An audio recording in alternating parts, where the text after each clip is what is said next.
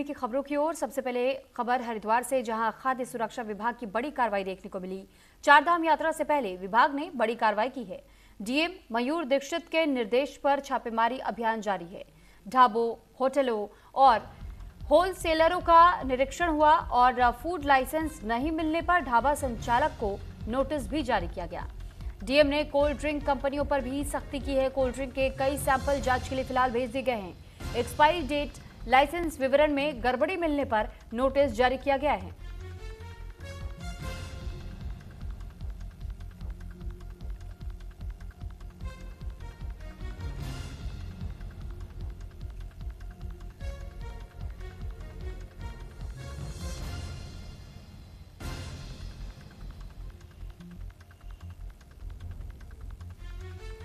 तो हरिद्वार में खाद्य सुरक्षा विभाग ने बड़ी कार्रवाई को अंजाम दिया है। चारधाम यात्रा से पहले विभाग ने बड़ी कार्रवाई करते हुए कई ढाबों पर, कई रेस्टोरेंट पर भी लगातार वहां छापेमारी की है और वहां इन्वेस्टिगेशन करते हुए ये समझने की कोशिश की है कि जो व्यवस्था श्रद्धालुओं के लिए तैयार की जा रही है, क्या वो पूरी तरीके से उचित है, सही है। और अगर किसी के पास लाइसेंस नहीं है या किसी तरीके से फूड सामग्री जो रखी जा रही है उसमें अगर किसी तरीके की व्यवस्था में डिस्टर्बेंस देखा जा रहा है या एक्सपायर्ड प्रोडक्ट्स रखे हुए देखे गए, तो उन सभी के खिलाफ एक्शन लिया गया है और एक्शन के तहत में नोटिस जारी करते हुए जवाब मांगा गया है। तो एक्सपायरी डेट से जुड़े हुए जो कोल्ड ड्रिंक के स्टफ रखे हुए थे उनको लेकर भी नोटिस जारी किया गया। हरिद्वार में खाद्य सुरक्षा विभाग की ओर से बड़ी कार्रवाई को अंजाम दिया गया। चारधाम यात्रा से पहले विभाग ने ये बड़ी कार्रवाई की है। बताया जा रहा है कि डीएम मयूर दीक्षित के निर्देश पर छापेमारी अभियान लगातार जगह जगह पर चलाया जा रहा है। कई होटल, ढाबों और होलसेलरों का भी निरीक्षण किया जा रहा है।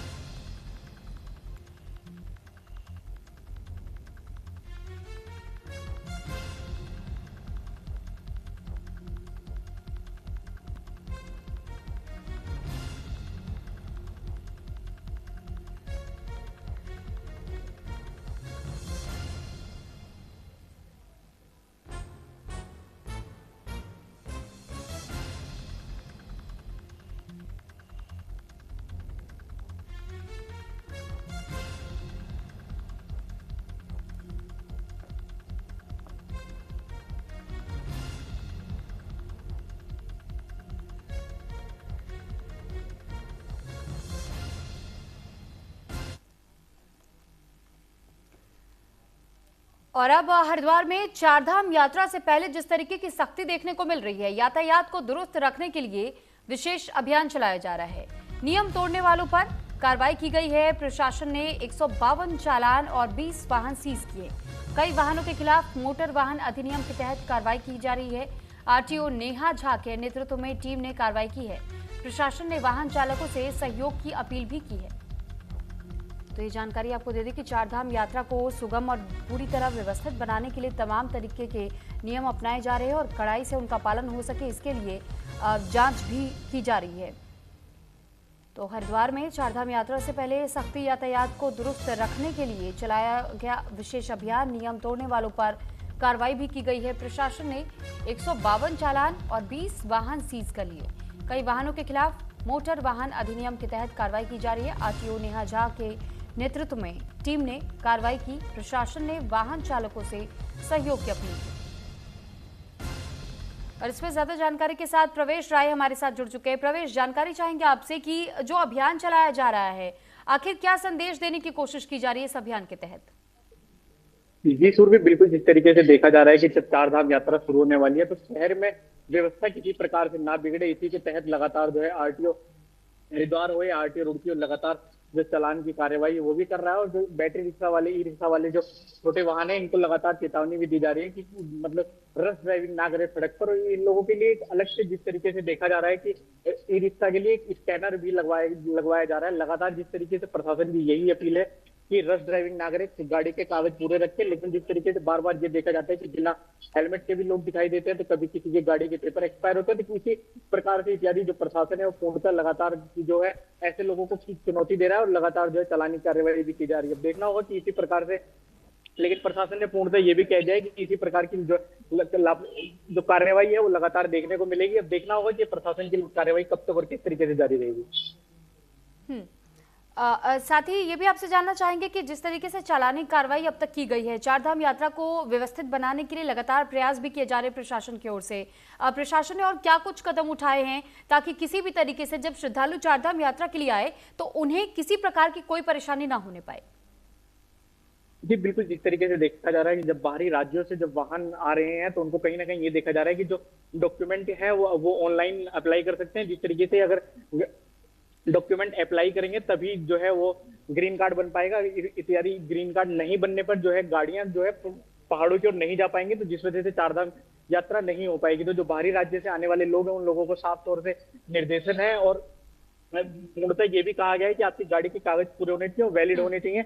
अगर गाड़ी के कागज वैलिड नहीं होंगे या गाड़ी अगर ज्यादा पुरानी होती है तो फिटनेस चेक के दौरान गाड़ी को कैंसिल भी किया जा सकता है। तो इसी के प्रकार से देखा जा रहा है कि ग्रीन कार्ड की जो व्यवस्था है वो भी प्रशासन द्वारा पूर्णतः बनाई जा रही है। लेकिन अब देखना ये होगा कि लेकिन अभी तक की बात की जाए तो लगभग 1000 से ज्यादा जो है ग्रीन कार्ड बन चुके हैं। अब ये देखना होगा कि आगे आने वाले समय में किस तरीके से शुरू होती है। लेकिन अभी ये देखा जा रहा है कि 19 तारीख को कपाट खुलने हैं, 17 तारीख से आज से रजिस्ट्रेशन भी शुरू हो गया है।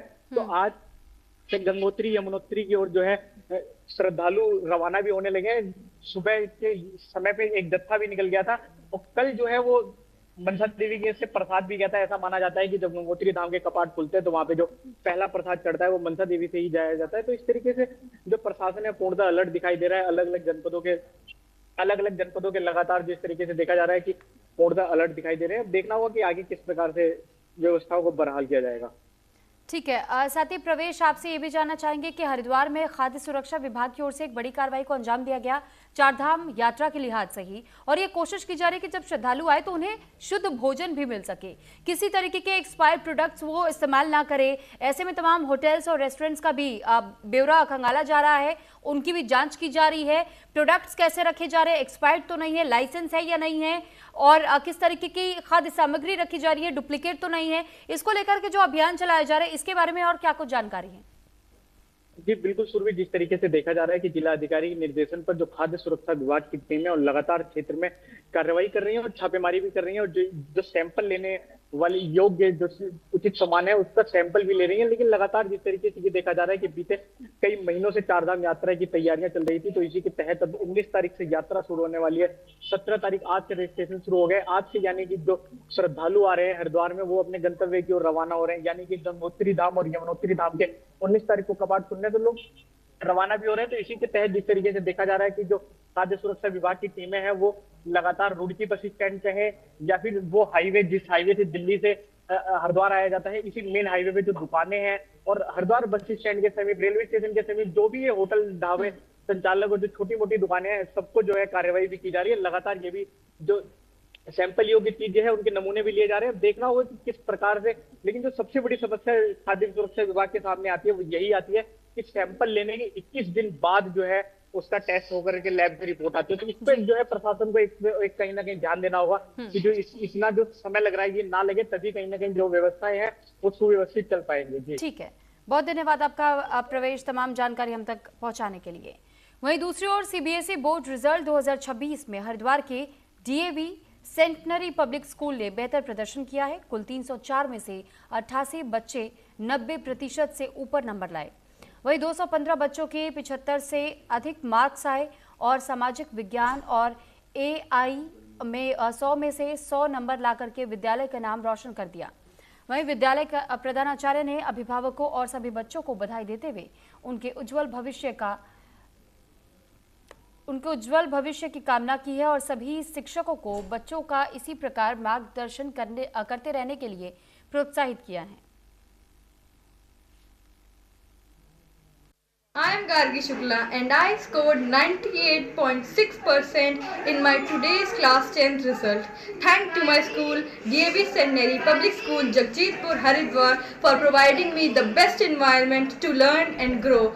I also appreciate my father's and my mother's guidance to support me to score the highest in my school.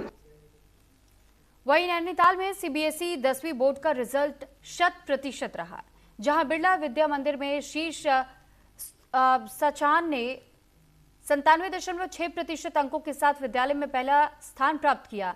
इस विद्यालय से 112 छात्र परीक्षा में शामिल हुए थे और जिनमें से 35 छात्रों ने 90% से अधिक अंक प्राप्त किए हैं। बता दें कि शीश सचान मूल रूप से कानपुर के रहने वाले हैं। वहीं उन्होंने अपनी इस सफलता का श्रेय अपने शिक्षकों के मार्गदर्शन और माता पिता के अटूट सहयोग को दिया है। शीश का ये कहना है कि उन्होंने परीक्षा के दौरान और उससे पहले नियमित रूप से 12 घंटे पढ़ाई को दिए, जिसका परिणाम सबके सामने है। शीश के इस उपलब्धि पर बिरला विद्या मंदिर प्रशासन ने खुशी जाहिर करते हुए उन्हें बधाई दी। नैनीताल के शैक्षणिक गलियारों में शीश की जमकर के सराहना हो रही है।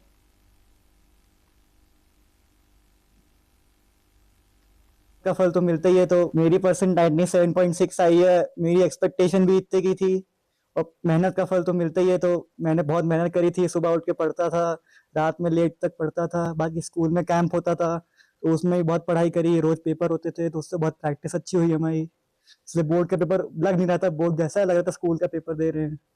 रोजाना लगभग हो जाता था 12 से 13 घंटे। स्कूल ने, टीचर्स ने बहुत हेल्प करी, डाउट क्लियर करे हमारे। और कैंप में तो खासकर रोज पेपर के से बहुत मदद होती थी हमारी।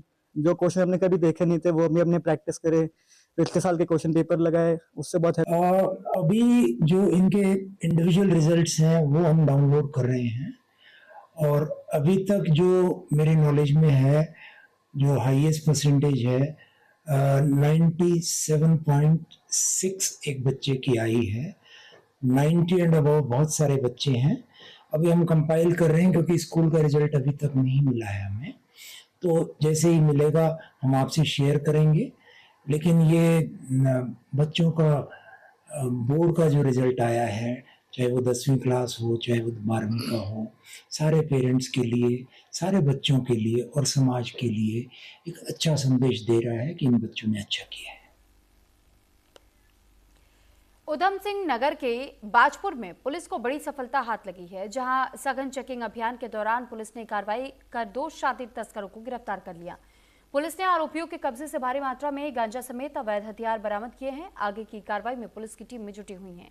पुलिस का यह कहना है कि जिले में नशे और अवैध हथियारों के खिलाफ अभियान लगातार जारी रहेगा और ऐसे अपराधियों पर सख्त कार्रवाई की जाएगी। माननीय मुख्यमंत्री महोदय के निर्देशानुसार हमारा लगातार ऑपरेशन प्रहार के तहत कार्रवाई जारी है, जिसमें उधम सिंह नगर पुलिस द्वारा पिछले 2 महीने से लगातार आर्म्स तस्कर तथा नशा तस्करों के खिलाफ कार्रवाई की जा रही है। इसी के क्रम में कल दिनांक 14 अप्रैल को बाजपुर क्षेत्र अंतर्गत दीनदयाल पार्क के नजीक जब पुलिस चेकिंग कर रही थी तो 2 संदिग्धों को हिरासत में लिया गया। उनके पास से 2.5 किलो से भी ज्यादा गांजा, 3 अवैध 315 बोर तमंचा और 2 अवैध जिंदा कारतूस 315 बोर पाए गए। इन दोनों का नाम सेरान अंसारी और अबूजार है, जो रामनगर नैनीताल जिले के रहने वाले हैं, जो दोनों ही 20 से 22 साल की उम्र के लड़के हैं, नौजवान हैं, जिनको अरेस्ट पुलिस ने किया है। उसमें एनडीपीएस और आर्म्स एक्ट की सुसंगत धाराओं में मुकदमा पंजीकृत किया गया और न्यायिक हिरासत में भेजने की कार्रवाई की। चंपावत जिले के बाराकोट ब्लॉक के मऊ क्षेत्र में एक बार फिर से गुलदार ने अपनी दहशत फैला दी है, जहां गेहूं के खेत में घात लगाकर के बैठे गुलदार ने छात्रा पर हमला कर उसे गंभीर रूप से घायल कर दिया। तभी ग्रामीणों ने घायल छात्रा को इलाज के लिए लोहाघाट उप जिला अस्पताल में भर्ती कराया। वहीं सूचना पर जिला अधिकारी मनीष कुमार लोहाघाट उप जिला अस्पताल पहुंचे, जहां उन्होंने घायल छात्रा का हाल जाना और चिकित्सकों से छात्रा के स्वास्थ्य के बारे में जानकारी ली। जिलाधिकारी ने बताया कि घायल बच्ची को बेहतर से बेहतर इलाज दिया जाएगा और क्षेत्र में गुलदार को पकड़ने के लिए वन विभाग पिंजरा लगाने का काम भी कर रहा है और गश्त बढ़ाने के निर्देश भी जारी कर दिए गए हैं। दरअसल गुलदार अभी तक 2 लोगों की जान ले चुका है और 3 से 4 लोगों को गंभीर रूप से घायल भी कर चुका है।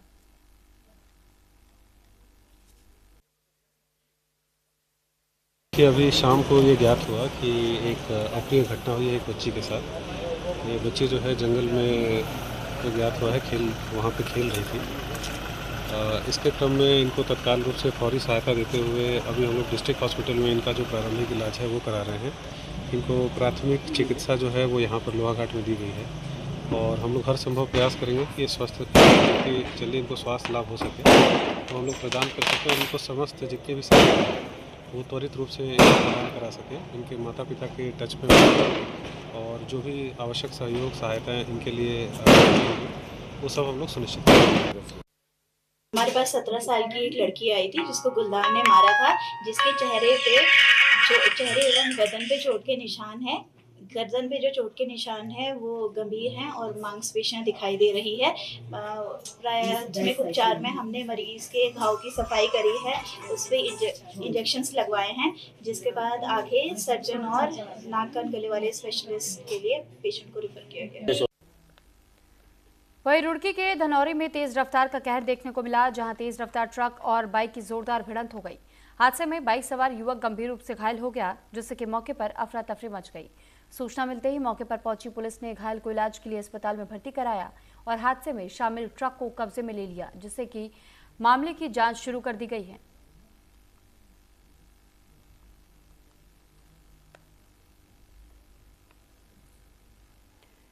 ऋषिकेश में एक युवक की लक्ष्मण झूला इलाके में गंगा नदी में डूबने से मौत हो गई। सूचना मिलने के बाद से यहां पर एसडीआरएफ की टीम घटनास्थल पर पहुंची और बताया जा रहा है कि कार्रवाई को तेज करते हुए स्कूबा डाइविंग की सहायता से सर्च ऑपरेशन भी शुरू किया गया।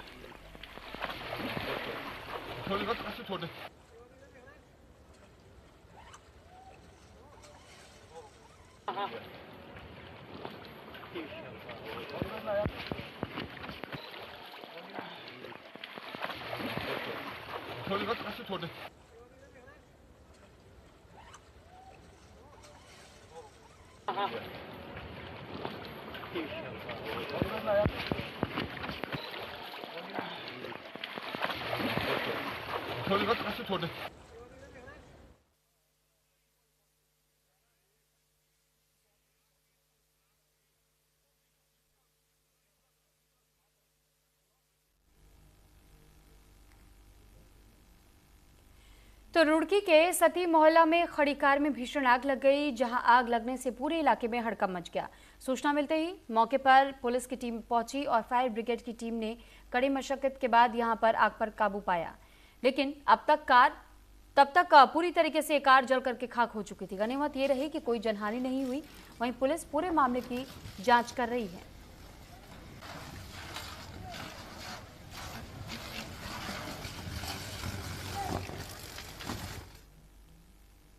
तो वहीं हरिद्वार जिले से एक दिल दहला देने वाला मामला सामने आया है, जहां ज्वालापुर क्षेत्र में एक युवक पर अपनी धार्मिक पहचान छिपा करके नाबालिग छात्रा के साथ में दुष्कर्म करने और फिर उस पर धर्म परिवर्तन का दबाव बनाने का आरोप लगा। इस घटना के सामने आने के बाद से क्षेत्र में भारी तनाव और आक्रोश का माहौल बना हुआ है। पुलिस को दी गई शिकायत के अनुसार आरोपी युवक ने सोशल मीडिया प्लेटफॉर्म पर अपनी असल पहचान छिपाने के लिए मोनू नाम से एक फर्जी प्रोफाइल बनाई थी। उसने खुद को हिंदू बताकर के क्षेत्र की एक 15 साल की नाबालिग छात्रा से दोस्ती की और दुष्कर्म की घटना को अंजाम दिया। वहीं शिकायतकर्ताओं के मुताबिक आरोपी ने नाबालिग लड़की पर धर्म परिवर्तन करने का दबाव भी बनाया था। शिकायत पर पुलिस ने मुकदमा दर्ज कर आरोपी को अरेस्ट कर लिया है और मामले की जांच जारी है।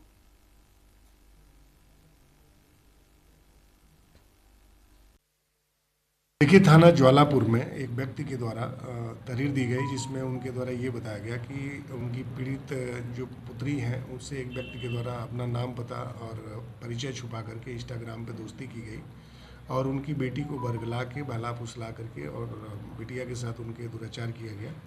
इस सूचना पे तत्काल अभियोग पंजीकृत करके और इसमें जो आरोपी था उसकी गिरफ्तारी की गई है। चूँकि यह आरोप नाबालिग बच्ची के साथ का था, लिहाजा इसमें रेप विद पॉक्सो का मुकदमा पंजीकृत किया गया। इसमें साक्ष्य संकलन की कार्रवाई चल रही है। वहीं देहरादून पांवटा 4 लेन हाईवे पर शादी समारोह के दौरान रैश ड्राइविंग का मामला सामने आया, जहां कुछ वाहन चालकों ने खतरनाक तरीके से गाड़ियां चला करके आम लोगों की जान जोखिम में डालने का काम किया। इस घटना ने सोशल मीडिया पर भी इस घटना का वीडियो वायरल हो रहा है। पुलिस ने तुरंत संज्ञान लिया है। इस मामले को देखते हुए वरिष्ठ पुलिस अधीक्षक के निर्देश पर सहसपुर पुलिस ने तुरंत कार्रवाई करते हुए 3 वाहनों को अब तक सीज कर लिया है और चालकों के खिलाफ मोटर वाहन अधिनियम के तहत में चालान किया गया है। पुलिस ने साफ किया कि हाईवे पर इस तरह की लापरवाही बर्दाश्त नहीं की जाएगी और आगे भी सख्त कार्रवाई जारी रहेगी।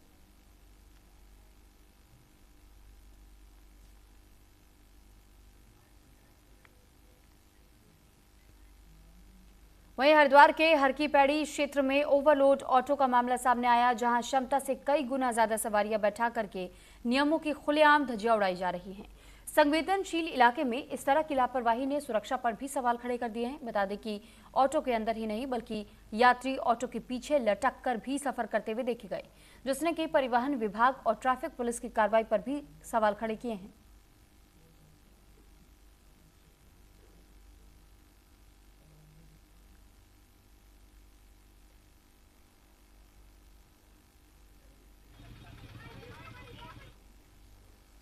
वहीं हरिद्वार के बहादुराबाद क्षेत्र में स्वास्थ्य विभाग ने बड़ी कार्रवाई करते हुए अवैध रूप से गृह प्रसव कराने वाली दाइयों के खिलाफ शिकंजा कस दिया है। मुख्य चिकित्सा अधिकारी डॉक्टर आर.के. सिंह के निर्देश पर सीएमओ ने बहादुराबाद कोतवाली में 18 दाइयों के खिलाफ तहरीर दर्ज कराई। स्वास्थ्य विभाग की टीम की ओर से क्षेत्र में किए गए निरीक्षण के दौरान चौंकाने वाली स्थिति सामने आई। जांच में पाया गया कि कई स्थानों पर बिना किसी वैध अनुमति और चिकित्सकीय सुविधाओं के अभाव में प्रसव कराए जा रहे थे और जिससे कि जच्चा बच्चा दोनों की जान को गंभीर खतरा हो सकता है। बहादुराबाद चिकित्सा अधीक्षक आरती बहल ने बताया कि विभाग को लगातार इस तरह की शिकायतें मिल रही थी, जिसके बाद से विशेष अभियान चलाकर ऐसे मामलों की पहचान की गई है। साथ ही आम जनता से अपील की गई है कि सुरक्षित प्रसव के लिए केवल सरकारी या मान्यता प्राप्त स्वास्थ्य केंद्रों का ही सहारा लें।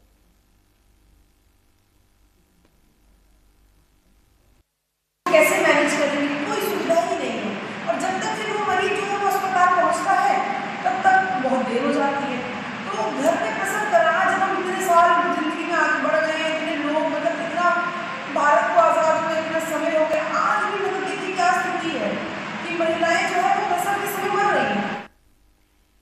बेरीनाग विकासखंड के क्षेत्र सेलीपाक के ग्रामीण बेरीनाग तहसील कार्यालय पहुंचे, जहां पर ग्रामीण ने एसडीएम के माध्यम से डीएम को ज्ञापन भेजकर के बताया कि लंबे समय से पीएमजीएसवाई विभाग के अधिकारियों को मार्ग ठीक करने के लिए पत्र व्यवहार करने के साथ कई बार मार्ग को ठीक करने की मांग की गई है, जिसके बाद उनको सरकार के जनप्रतिनिधियों को अवगत भी करा दिया गया है, लेकिन उसके बाद भी कोई कार्रवाई नहीं हो सकी है, जिसके बाद से ग्रामीणों ने 20 दिन के अंदर मार्ग ठीक नहीं होने पर तहसील कार्यालय में अनिश्चितकालीन धरना प्रदर्शन करने की चेतावनी दी।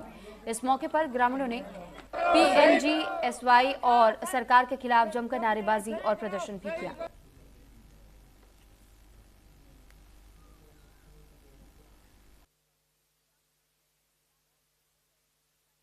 मैं सेलीपाक से क्षेत्र पंचायत सदस्य। हमारे वहाँ रोड की बहुत समस्या है और रोड की समस्या की वजह से आए दिन लोगों को बहुत दिक्कतें आती हैं। और जैसे कि सबसे पहले तो महिलाओं को, जैसे जो महिलाएं डिलीवरी वाली हैं उनको टाइम से हॉस्पिटल पहुंचाने में दिक्कत होती है और बारिश के आए दिनों में गाड़ी को ले जाने में आने में दिक्कतें होती है और बहुत समस्याएं हो रही है रूट में। और 20 दिन का टाइम दे रखा है और 20 दिन के बाद अगर 20 दिन में कोई कार्रवाई नहीं हुई तो फिर जो धरना का कार्रवाई है। तो वहीं चंपावत में न्यूज इंडिया की खबर का असर देखने को मिला है। दरअसल नवनिर्मित केंद्रीय विद्यालय भवन परिसर में विद्युत लाइन और पोल कक्षाओं के संचालन में बाधा बने हुए हैं। बता दें कि केंद्रीय विद्यालय नए भवन में शिफ्ट न होने के कारण कक्षाओं का संचालन नहीं हो पा रहा था, जिस कारण कई छात्र और छात्राएं केंद्रीय विद्यालय में प्रवेश पाने से वंचित हो रहे थे। हालांकि लोहाघाट विकास संघर्ष समिति अध्यक्ष विपिन गोरखा के नेतृत्व में इस मांग को लेकर के प्रदर्शन किया गया और मांग पूरी न होने पर मुख्यमंत्री कैंप कार्यालय में धरना प्रदर्शन की चेतावनी भी दी गई। तो वहीं अब इस मामले में केंद्रीय राज्य मंत्री अजय टम्टा ने संज्ञान लिया है और विद्युत लाइन पोल को हटाने के लिए सांसद निधि जारी कर दी गई है। वहीं पालिका अध्यक्ष गोविंद वर्मा ने जानकारी देते हुए बताया कि जल्द विद्यालय भवन परिसर से विद्युत लाइन को हटा दिया जाएगा और जल्द कक्षाओं का संचालन शुरू कर दिया जाएगा।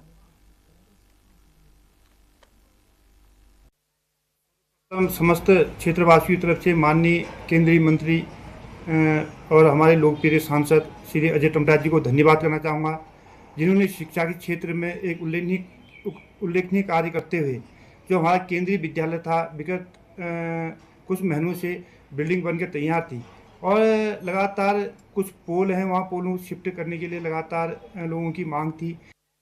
पहले तो मैं नगर क्षेत्र की जनता को बहुत बहुत बधाई और शुभकामनाएं दूंगा, क्योंकि हमारा पहली मांग तो यही थी कि अगर ये जल्द से जल्द वहाँ शिफ्ट होगा तो और अधिक से अधिक बच्चों को वहाँ पढ़ाई के लिए मौका मिलेगा और अधिक से अधिक एडमिशन होंगे। और अभी तो आंगनवाड़ी जो स्तर से ही वहाँ पे कक्षाएं संचालित होंगी, तो ये नगर क्षेत्र के लिए बहुत बड़ी बात है। साथ साथ में जिलाधिकारी महोदय का भी बहुत बहुत धन्यवाद दूंगा। देहरादून में कैबिनेट मंत्री खजान दास ने अधिकारियों के साथ में महत्वपूर्ण बैठक की। बता दें कि इस बैठक में जिला समाज कल्याण अधिकारियों सहित विभाग के तमाम वरिष्ठ अधिकारी भी मौजूद रहे। तो वहीं बैठक के दौरान उन्होंने मुख्यमंत्री के निर्देशों का हवाला देते हुए कहा कि विभाग के कार्यों में नवीनता और नवाचार लाने की आवश्यकता है। अधिकारियों को सख्त निर्देश देते हुए कहा कि जो योजनाएं वर्तमान में गतिमान हैं उन्हें समय सीमा के भीतर शीघ्र पूरा किया जाए।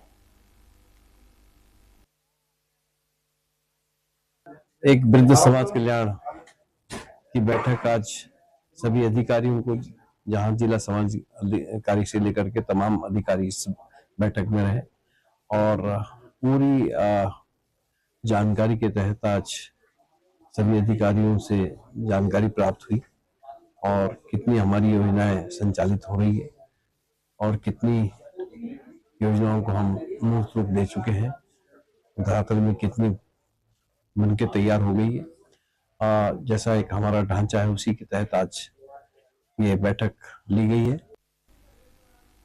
इसी के साथ फिलहाल इस